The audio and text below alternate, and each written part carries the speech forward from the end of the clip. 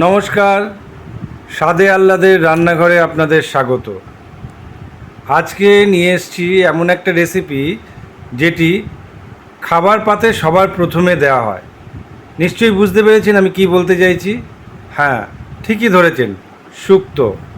আজকে আমি আপনাদের শুক্তো রান্না করা দেখাবো, একটু অন্যরকমভাবে। দেখুন কিভাবে। প্রথমেই 1 চামচ রাঁধুনি নিয়ে সেটা কড়াইয়ে একটু ভেজে নিলাম।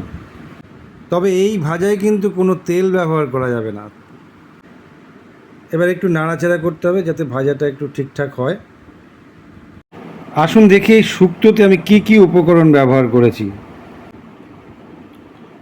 উচ্ছে আছে, রয়েছে কাঁচকলা, আলু, পটল, পেঁপে আর ডাঁটা। এবার গরম কড়াইয়ে একটু সর্ষের তেল দিয়ে দিলাম। এইবার এই তেলটা গরম হওয়ার পর একটু হলুদ দিয়ে দিলাম যাতে না ছিটকায়। এবার উচ্ছেগুলো কাটা যেগুলো ছিল সেগুলো দিয়ে একটু ভেজে নিলাম। উচ্ছেটাকে বেশ হালকা করেই ভাজতে হবে, এটাকে বেশি কড়া করে ভাজা যাবে না। এবার এতে একটু লবণ ছিটিয়ে দেওয়া হলো। এর মাঝেই আমি যে রাঁধুনিটা ভেজে রেখেছিলাম সেটাকে গুঁড়ো করে নিয়েছি। হ্যাঁ, ভাজা আমার হয়ে গেছে। উচ্ছে ভাজাগুলো তুলে নেওয়ার পর এবার ওই তেলের মধ্যেই 5 ফোড়ন দিয়ে ফোড়ন দেওয়া হলো। এইবার বাকি যে সবজিগুলো আমার ছিল, আলু, কাঁচকলা, পেঁপে, ডাঁটা, এগুলো আমি একে একে কড়াইয়ে দিয়ে দিলাম।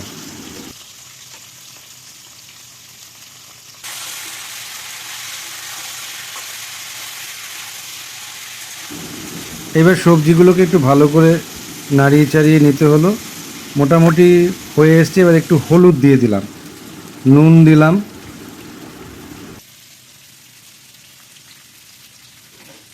এবার এই সবজির মধ্যে কাঁচা রাঁধুনি আর আদা একটু বেটে ওর মধ্যে মিশিয়ে দেওয়া হলো। ভালো করে নাড়াচাড়া করতে হবে যাতে সবজিগুলোর মধ্যে মশলাটা ভালো করে মেশে। হাফ চামচেরও কম একটু চিনি দিয়ে দেওয়া হলো। উচ্ছে যেগুলো আগেই ভেজে রাখা হয়েছিল সেগুলো এবার দিয়ে দেওয়া হলো। এর মধ্যে একটু গরম জল দেওয়া হলো। এবার গ্যাসের ফ্লেমটা একটু বাড়িয়ে দেওয়া হলো, একটা ঢাকনা দিয়ে দেওয়া হলো। এরপরে যে জিনিসটা দেওয়া হচ্ছে সেটা হচ্ছে আমুল পাউডার। একটু গরম জলে আগে থেকেই গোলানো ছিল একটু বাটিতে। এবার আমি সেইটা এই মিশ্রণের মধ্যে দিয়ে দেব। তার মধ্যে আমি দেখে নিলাম যে আমার সবজিগুলো ঠিকঠাক সিদ্ধ হয়েছে নাকি।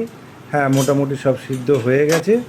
এবার সেই আগে থেকেই রেখে দেওয়া গোলানো দুধটা আমি এর মধ্যে দিয়ে দিলাম। ভালো করে এবার নাড়াতে হবে। হ্যাঁ, আজকের এই শুক্তো, পঞ্চব্যঞ্জনের শুক্তো প্রায় তৈরি হয়ে এসছে।